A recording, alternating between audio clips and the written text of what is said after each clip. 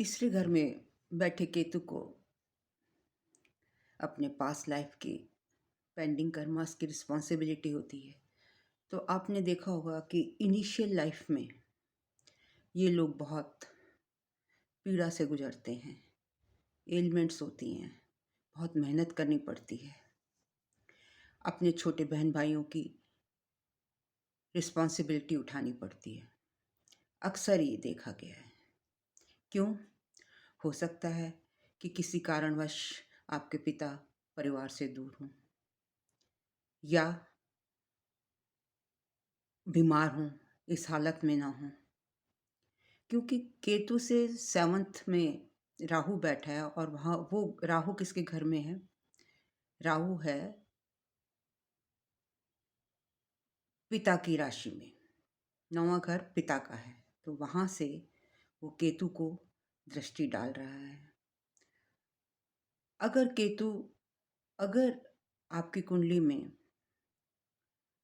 Rahu well place नहीं है और राहु के साथ सूर्य भी बैठा है 9वें घर में, बहुत क्लोज कंजक्शन में, तो मे बी आपके पिता का कोई एक्सीडेंट हुआ हो या एक्सीडेंट की वजह से उनका कोई पार्ट चला गया हो या वो अब इस दुनिया में ना हो, तो वो जिम्मेवारी जिन लोगों का केतु 3rd हाउस में होता है उन पर आ जाती है। तो इनिशियल स्टेजेस में इन लोगों को बहुत सफ़र करना पड़ता है और बहुत जल्दी ही ये मैच्योर हो जाते हैं, रिस्पॉन्सिबिलिटीज़ अपने बहन भाइयों की निभाते हैं।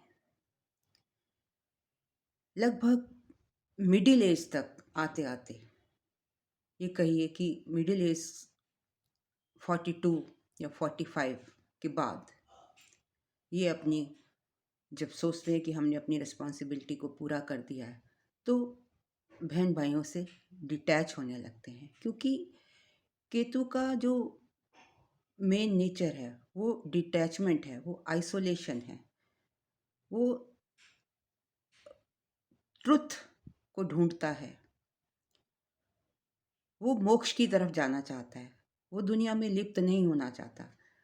अब जब उसको लगने लगता है कि उसने अपनी रिस्पॉन्सिबिलिटीज़ पूरी कर दी है, तो वो और एक रीज़न ये भी है कि क्योंकि उसने चाइल्डहुड में इतनी सफरिंग्स बियर की होती हैं कि वो धीरे धीरे स्पिरिचुअलिज्म की ओर बढ़ने लगता है और आफ्टर 42 वो जो है अपने आप को बहन भाइयों से लगभग अलग सा कर लेता है।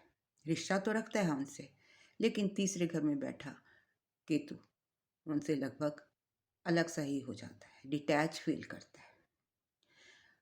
जब केतु तीसरे घर में बैठता है तो वहाँ से उसकी दृष्टि, 5वीं दृष्टि, पार्टनरशिप मैरिज हाउस पर भी पड़ती है। 3, 4, 5, 6, 7, यस। तो ये पार्टनरशिप को भी means partnership is marriage also and partnership in business also, उन दोनों को इफ़ेक्ट करता है। इनके बीच में क्वेरल्स हो सकते हैं, लड़ाई झगड़े हो सकते हैं, मिसअंडरस्टैंडिंग्स क्रिएट हो सकती हैं, लेकिन वो early face of marriage life में होगा। धीरे धीरे जैसे जैसे आपकी एज बढ़ती जाएगी, आप मैच्योर होते जाएंगे, केतु मैच्योर होता जाएगा, तो एक बैलेंस लाता जाएगा आपकी लाइफ में। और जब बैलेंस आ जाएगा तो उसका लेवल कुछ कम हो जाएगा। और हो सकता है अगर जिस टाइम में आपके बीच में डिस्प्यूट चल रहा है, केतु की दशा चल रही हो, केतु की दशा होती है 7 साल की, और जब वो दशा पार हो जाएगी उसके बाद आएगी शुक्र की दशा। और आपको पता है शुक्र सभी कंफर्ट्स देने वाला प्लेनेट है। केतु अलगाव देता है और शुक्र सारे कंफर्ट्स देता है।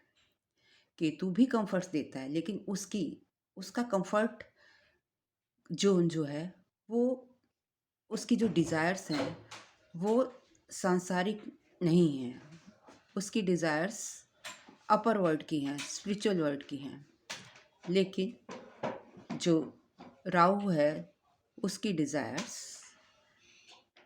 दुनिया की, इस संसार की हैप्पीनेस की हैं, उनको एंजॉय करने की हैं।